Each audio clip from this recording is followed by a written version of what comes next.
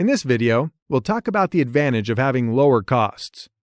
A business that has the ability to sell its goods or services for less than its competitors will have a distinct competitive advantage in the marketplace.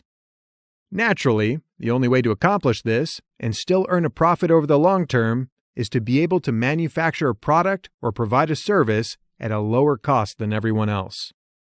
This is often the case for larger companies with the resources to buy in bulk or to operate more efficiently for a lower cost, and also for those types of businesses that can be effectively located close to both the source of their income and to their customers, such as in the case of a local quarry. And here's a quick note. You'll want to look for companies with a cost advantage that competitors cannot replicate. Remember that an economic moat should be something that's sustainable and cannot be easily duplicated. This means that if you want your company to have a sustainable competitive advantage, you must make it hard or impossible for your competitors to copy your methods. Similarly, companies can do this by developing and patenting new technology before their rivals.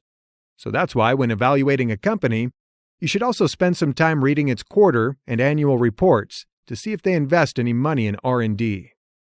Companies with significant cost advantages can undercut the prices of any competitor that attempts to move into their industry, either forcing the competitor to leave the industry or at least impeding its growth.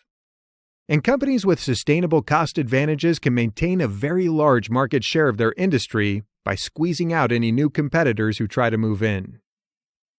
You now understand the cost advantage. In the next lecture, we'll talk about the size advantage. See you in the next video.